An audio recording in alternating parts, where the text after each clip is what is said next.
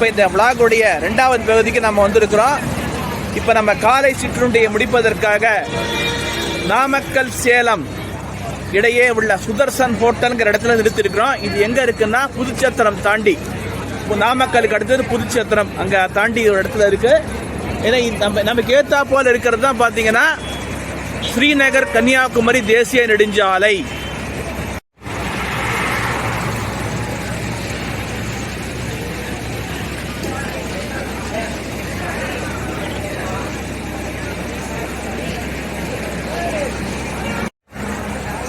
இதுதான் நம்ம டிஃபன் காலை சிற்றுண்டி சாப்பிட வேண்டிய ஹோட்டல்.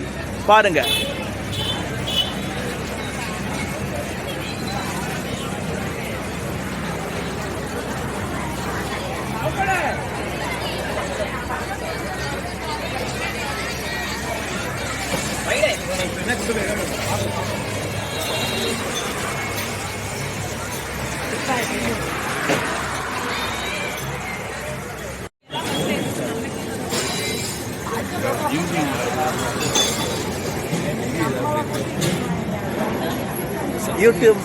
யூடியூப் வியூவர்ஸ், நம்ம ஏத்தாப்போல் இருக்கிறது தான் காஷ்மீர் கன்னியாகுமரி தேசிய நெடுஞ்சாலை.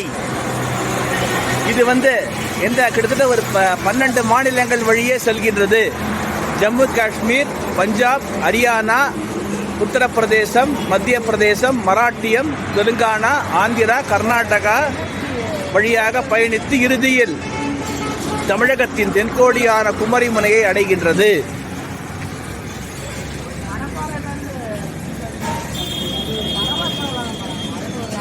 இது எப்பவுமே பிஸியா இருக்கக்கூடிய நெடுஞ்சாலை. வடக்கையும் தெற்கையும் இணைக்கின்ற ஒரு நார்த் சவுத் காரிடார் எனப்படும் தேசிய நெடுஞ்சாலை திட்டத்தின் கீழ் தற்பொழுது விரைவில் இந்த நெடுஞ்சாலை தேசிய அதிவிரைவு சாலையாக மாற்றப்பட உள்ளது. எனவே அப்படி மாற்றப்படும் பொழுது தமிழகத்தில் பின்தங்கிய மாவட்டங்கள் ஏற்றம் பெறும். இப்போ பார்த்தீங்க எவ்வளோ லாரி போயிட்டு இருக்கு பாருங்க.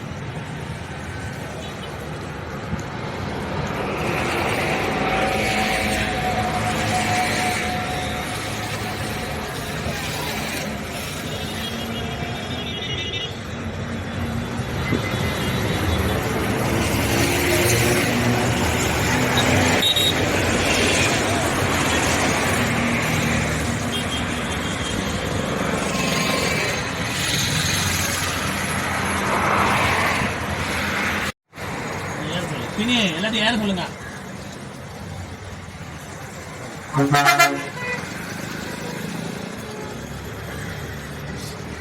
நமது இப்ப காலை சிற்றுண்டியை முடித்துக் கொண்டு ஏற்காடு நோக்கி புறப்பட போகிறோம். அதற்கான இது வந்தாச்சு. அதற்கான ஒலிப்பான் தான் இது.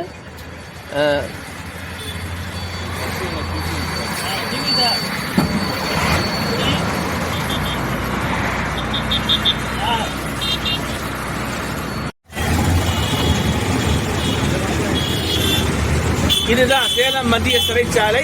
பல தலைவர்கள் இங்கு செய்யப்பட்டிருக்காங்க. சரித்திர புகழ் வாய்ந்த ஒரு கட்டிடம்.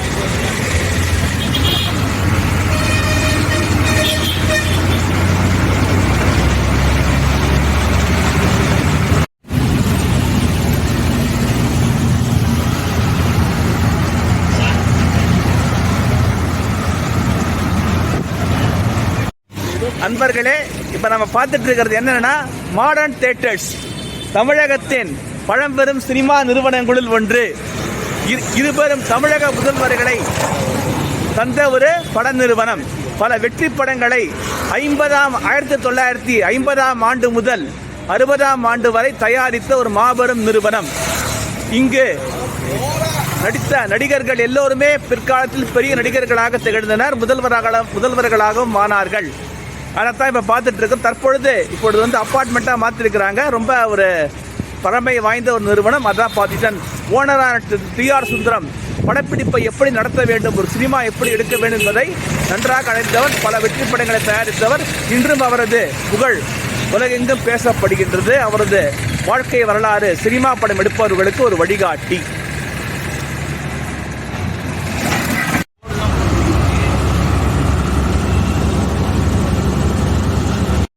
இப்ப நம்ம ஏற்காடு மலை அடிவாரத்தை அடைந்து விட்டோம். இன்னொரு 20 கிலோமீட்டர்ல மலை ஏற்றத்தோடு நமது பயணம் ஏற்காடை நோக்கி தொடர்கின்றது. எல்லாமே நம்ம இது மாதிரி தான்.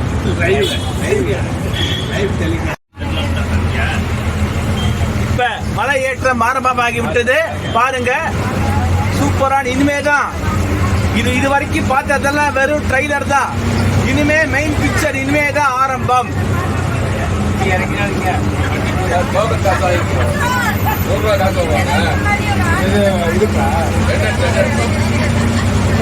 முதல் ஹேர்பின் பெண்ட் ஆரம்பிச்சிருச்சு.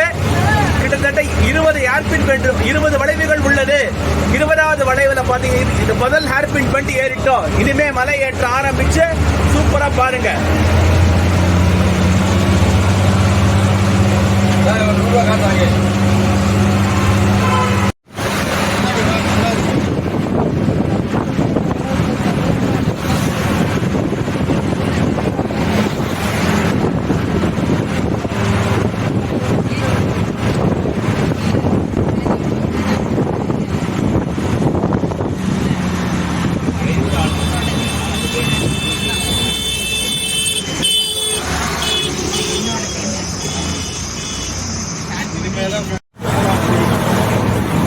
யூடியூப் நண்பர்களே, மலையேற்றம் தொடங்கிவிட்டது.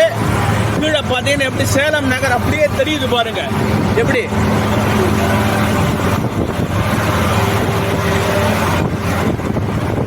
அதாவது இந்த ஏற்காடு மலை அடிவாரத்தில் தான் சேலம் மாநகரே இருக்கு.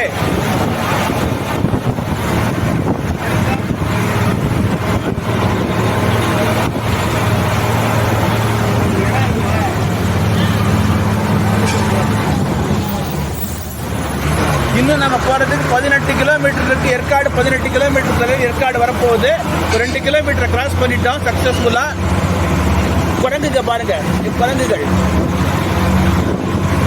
இந்த ஏற்காடை சுற்றி பார்ப்பதற்காக தமிழ்நாட்டில் உள்ள எல்லா மாவட்டங்கள்ல இருந்து மக்கள் பெருமளவு வராங்க. ஊட்டி கொடைக்கானலுக்கு போனா நிறைய செலவாக இருப்பவர்கள் இங்க வந்து ஏற்காடை பார்த்துட்டு போனேன். ஏன்னா ஏழைகளின் ஊட்டி.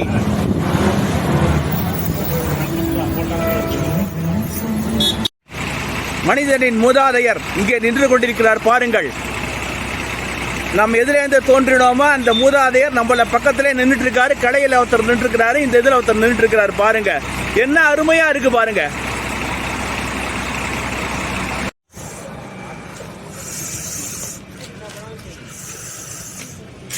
அங்க வச்சு எடுங்க.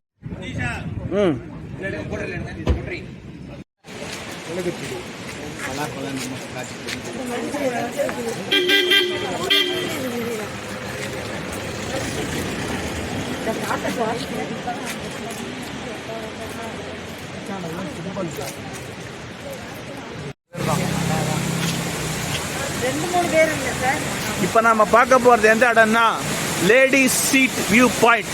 இந்த வியூ பாயிண்ட்ல இருந்து பாத்தீங்கன்னா சேலம் மாநகரம் முழுவதுமே தெரியும். வியூ பாயிண்ட்ஸ், அதாவது நம்ம ஒரு இடத்துல இருந்து குறிப்பிட்ட மலையின் ஒரு குறிப்பிட்ட இடத்துல இருந்து கீழே பார்க்கறதுக்கு வியூ பாயிண்ட்ஸ் ரொம்ப யூஸ்ஃபுல்லா இருக்குது. இப்ப நான் பார்க்க போறோம்.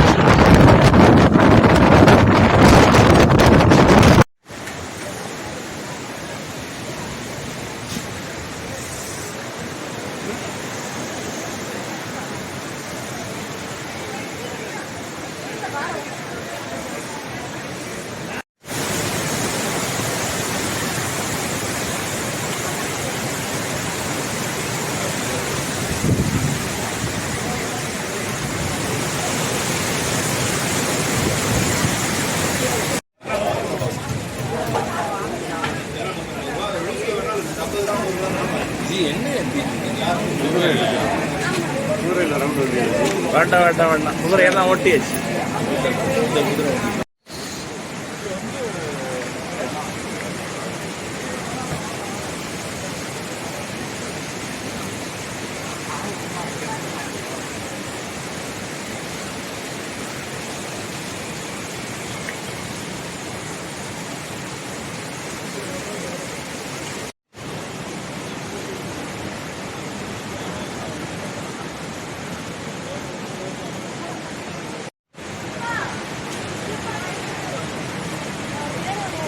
நடந்து போனால் ரொம்ப லேட் ஆகுமா? மேலே ஏற்கிறது இன்னும் யாரோ ஒருத்தர் இருக்கிறது சார். அந்த பையன் முடியல.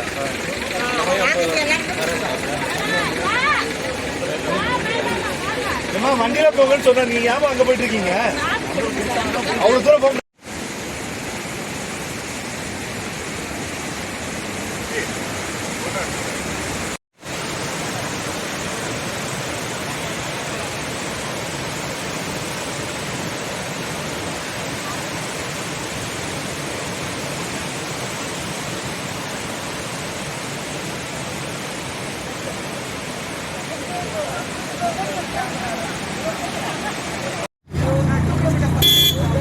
வாக்கா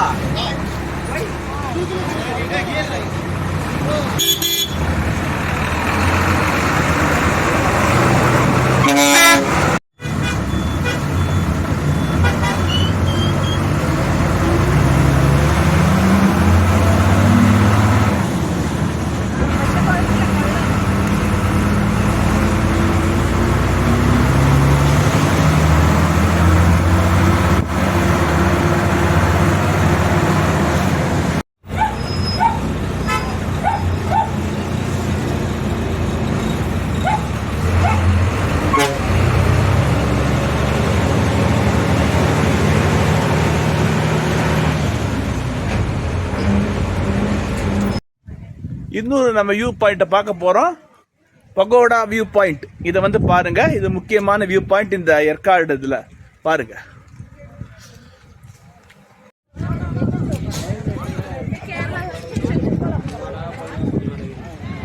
இங்க இது ஓடுறான் டப்புனு. இது எல்லாம் கீழே வர்றது தான்.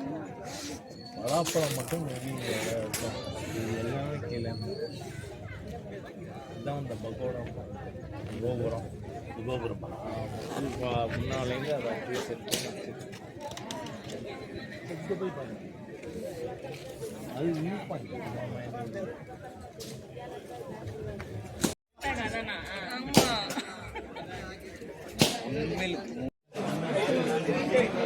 கிளியரா இருக்கு. கிளியரா இருக்கு. தெரியுது. என்னது அங்க மிஸ்ட் இருக்கு.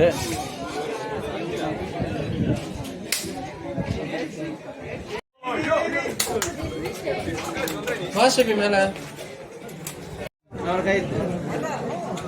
என்ன ஏழைகளின் ஊட்டி. இப்ப நாம இருக்கிறது பகோடா வியூ பாயிண்ட். இந்த பகோடா வியூ பாயிண்ட்ல பாத்தீங்கன்னா சேலம் சிட்டி அப்படியே தெரியுது பாருங்க. இங்க கீழே இருக்கக்கூடிய வடிவாரம் தெரியுது. எப்படி சூப்பரா இருக்கு பாருங்க. சேலம் மாநகருடைய வியூ அப்படியே தெரியுது பாருங்க.